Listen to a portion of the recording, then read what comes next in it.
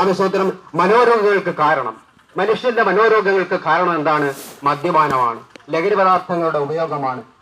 അങ്ങനെ ഇത് പറയുന്നത് ആമസ്തോത്രം മനോരോഗ വിദഗ്ധനാണ്, ഡോക്ടർമാരാണ് പറയുന്നത്. ആമസ്തോത്രം. അതുകൊണ്ട് തന്നെ നമ്മുടെ കുടുംബത്തിനകത്ത് സ്വസ്ഥതയില്ലാതെ സമാധാനമില്ലാതെ കഴിയുന്ന അനേകർ. കാരണം ഭാര്യാപീഡനം, ആമേൻ, ഭാര്യപീഡനം, അതുപോലെ സ്ത്രീ പീഡനം ഒക്കെ പെരുകിക്കൊണ്ടിരിക്കുന്ന ഒരു കാലഘട്ടത്തിലൂടെ ആണ് ഞാനും നിങ്ങളും ഒക്കെ കടന്നു പോകുന്നത്. പ്രിയ സഹോദരരെ, എന്നെ കേൾക്കുന്നവരെ, എന്നെ കേൾക്കുന്ന ശ്രോതാവേ, ഇതിനൊക്കെ ഒരു അറിവ് വരണ്ടേ? ഇതിനൊക്കെ എങ്ങനെ പരിഹാരം ഉണ്ടാവും?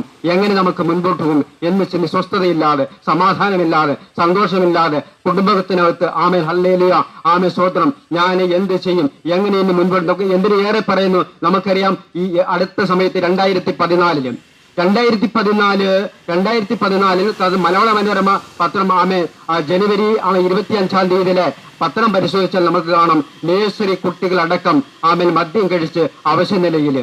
അതുപോലെ തന്നെ ഒരു 8ാം ക്ലാസ്സുകാരൻ 2014 സ്തോത്രം, ഒരു 8ാം ക്ലാസ്സുകാരൻ മദ്യം കഴിച്ചു മരിച്ചു. സ്തോത്രം. അത് ജനുവരി 21-ാം തീയതിയാണ്. 2014 സ്തോത്രം, മറ്റൊരു 10ാം ക്ലാസ്സിൽ പഠിക്കുന്ന ഒരു കുട്ടി എന്ത് ചെയ്തു? മദ്യം കഴിച്ചിട്ട് അവശ നിലയിലായി. ഇതൊക്കെ ആശുപത്രിയില് ഇത് തെളിവുകളുണ്ട് ഞങ്ങളുടെ കയ്യിൽ. Praise Lord. ഞങ്ങളുടെ കയ്യിൽ തെളിവുകളുണ്ട്. ആ തെളിവിന്റെ അടിസ്ഥാനത്തിലാണ് ഞങ്ങൾ ഇത് പറയുന്നത്. ലോകം എങ്ങോട്ടേക്ക്, ഈ ദേശം എങ്ങോട്ടേക്ക്, നാം ഓരോരുത്തരും ചിന്തിക്കണമേ. ഇതിന് സ്തോത്രം, ഈ മദ്യപാനം മൂലം എന്താണ് സംഭവിച്ചുകൊണ്ടിരിക്കുന്നത്? നാൾക്കുനാൾ സംഭവിച്ചുകൊണ്ടിരിക്കുന്നത് എന്താണ്? കാരണം നാൾക്കുനാൾ സംഭവിച്ചുകൊണ്ടിരിക്കുന്നതാണ് ഭയങ്കര ഒരു വിപത്തിലേക്ക് കേരളം പൊയ്ക്കൊണ്ടിരിക്കുകയാണ്. സ്തോത്രം, ഭയങ്കര ഒരു വിപത്തിലേക്ക്. അപ്പൊ ഇതിന്റെ അറുതി വരണ്ടമേ. ഇതിനൊരു പരിഹാരം ഉണ്ടോ? ഒരു പരിഹാരം ഉണ്ടോ ചോദിച്ചാൽ ഒരു പക്ഷേ എന്നെ കേൾക്കുന്ന നിങ്ങൾ ഓരോരുത്തരും ചിന്തിച്ചാക്കാം, ഇതിനൊരു സമാധാനം ഉണ്ടാകേണ്ടേ. കാരണം നമുക്കറിയാം, മദ്യപാനം മൂലം നമ്മുടെ സ്തോത്രം നമ്മുടെ കുടുംബത്തിന് സ്വസ്ഥതയെ തകർക്കുന്ന ഒരു അവസ്ഥയിലേക്ക് പോകുന്നു, ലഹരി പദാർത്ഥങ്ങളുടെ ഉപയോഗം മൂലം. അതുപോലെ തന്നെ നമ്മുടെ സ്തോത്രം വർദ്ധിച്ചു വരുന്നതായ ഇത്തരം പദാർത്ഥങ്ങളുടെ ഉപയോഗം മൂലം സ്തോത്രം രാജ്യം ഇന്ന് വല്ലാത്തൊരു അവസ്ഥയിലേക്ക് കടന്നുപോയിക്കൊണ്ടിരിക്കുന്നു.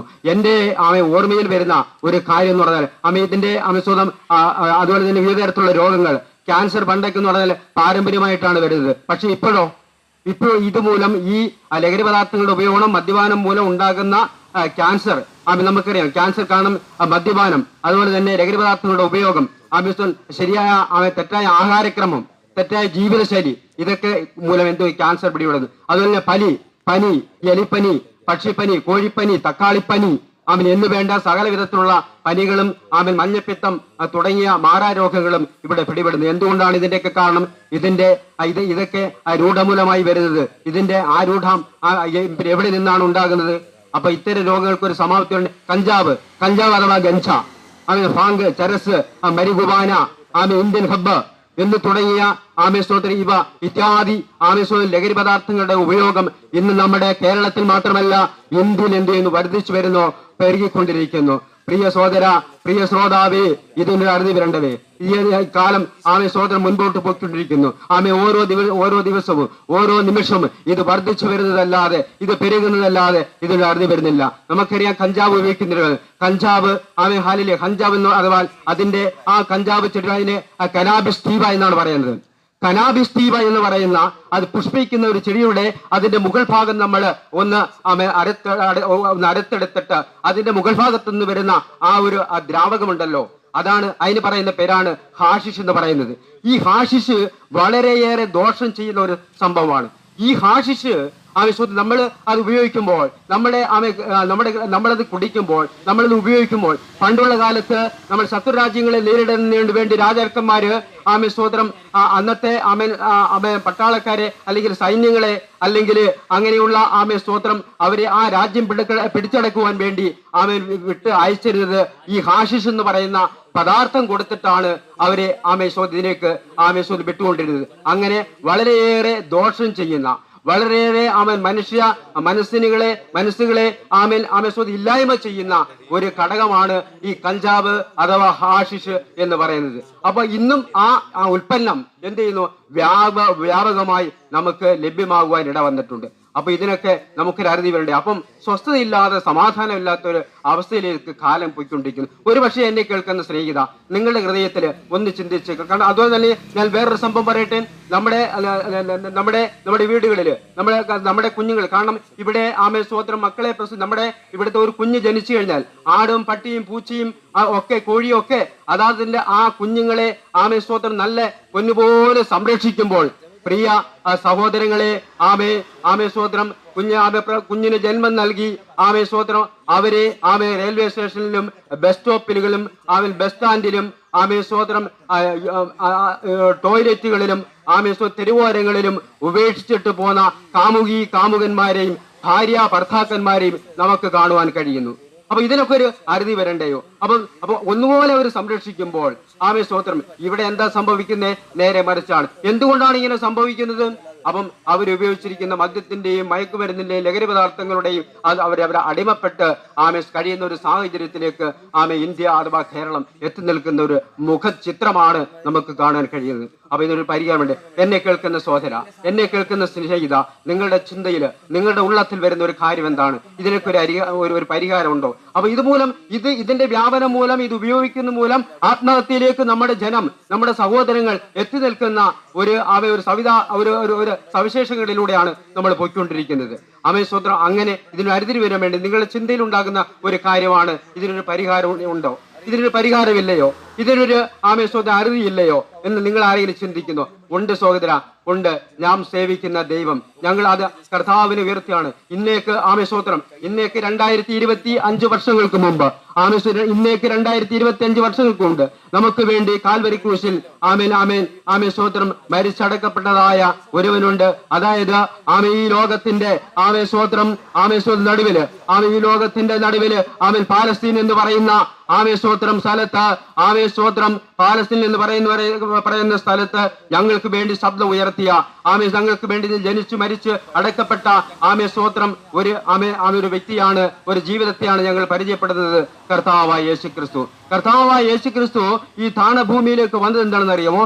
പാപം ചെയ്ത മനുഷ്യനെ മോചിപ്പിക്കുവാൻ വേണ്ടിയാണ്. ഇത്തരം പാപത്തിന്റെ പ്രവൃത്തിയിലൂടെ നീങ്ങുന്ന പാപം എങ്ങനെയാണ് ഉണ്ടാകുന്നത്? ഏക മനുഷ്യനാൽ പാപവും പാപത്താൽ മരണവും സ്തോത്രം ഉണ്ടായിക്കൊണ്ടിരിക്കുന്നു. സ്തോത്രം. ഈ പാപത്തിന്റെ ഒരു മോചനം വരണ്ടയോ? ഈ പാപത്തിന്റെ ഒരു പരിഹാരമുണ്ടോ?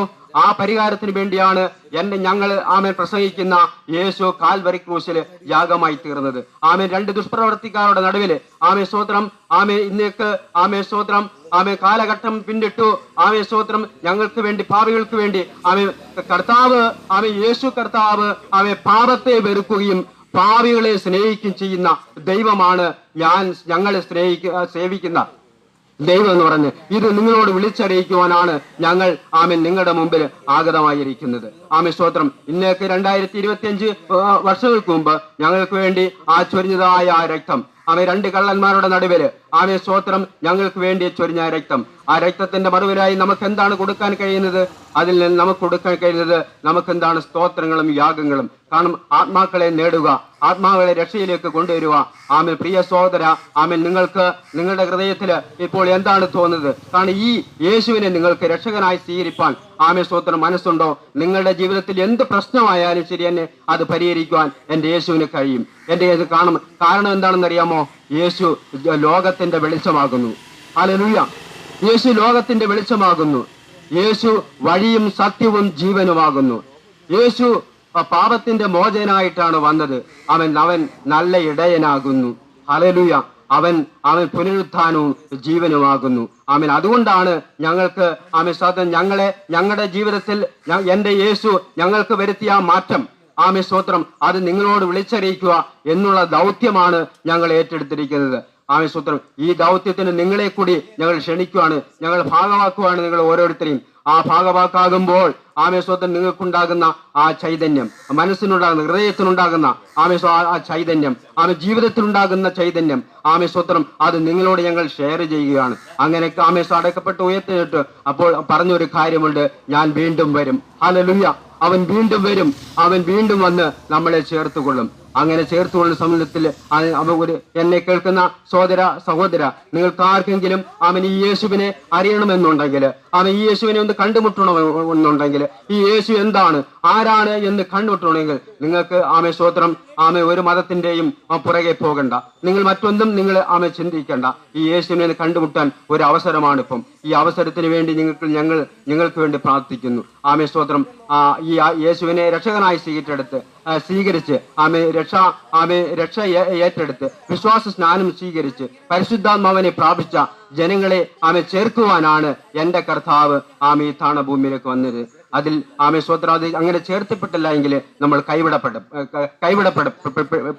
അങ്ങനെ കൈവിടപ്പെടാതിരിക്കാൻ നിങ്ങൾ യേശുവിനെ രക്ഷകനായി സ്വീകരിക്കണം എന്നുള്ളതാണ് ഞങ്ങൾ ഈ ഉച്ചാരണയിലൂടെ ഞങ്ങൾ നിങ്ങളെ ഓർമ്മപ്പെടുത്തുന്നത്. അങ്ങനെ കൈവിടാത്ത അങ്ങനെ ഞങ്ങൾക്ക് ബൈബിളിൽ പറയുന്ന ഒരു പുസ്തകമുണ്ട്, ജീവന്റെ പുസ്തകത്തിൽ പേരെഴുതി കാണുന്ന ഏവരെയും സ്വർഗത്തിലേക്ക് എടുക്കപ്പെടും. എന്നാൽ ഇല്ലാത്തവരെയോ നിത്യതരകമായിരിക്കും നമുക്ക് സ്തോത്രം ഉള്ളത്. എന്നാൽ സ്തോത്രം ഈ ഒരു ആത്മാവിന്റെ വില എന്ന് പറയുന്നത് ഭൂലോകത്തേക്ക് വരെയാണ്. ലോകത്തിൽ നമ്മൾ എന്തെല്ലാം നേടിയാലും, ലോകത്തിൽ എന്തെല്ലാം നമുക്ക് ഉണ്ടെന്ന് പറഞ്ഞാലും ആത്മാവിനെ നഷ്ടമാക്കിയാൽ നമുക്ക് എന്തൊരു പ്രയോജനം. എന്നാൽ ഈ വചനത്തിൽ സ്തോത്രം നമ്മള് ഒരു ആത്മാവിനെ നേടുവാൻ തക്കോണം ഈ ദേശത്ത് വന്ന് ഞങ്ങൾക്ക് ഇത്തരം ഒരു അവസരം ഉണ്ടാക്കി തന്ന നിങ്ങൾക്ക് ഏവർക്കും നന്ദി പ്രകാശിക്കൊണ്ട് നിർത്തുന്നു. ദൈവം നമ്മളെ ഏവരെ അനുഗ്രഹിക്കുമാറാട്ടെ.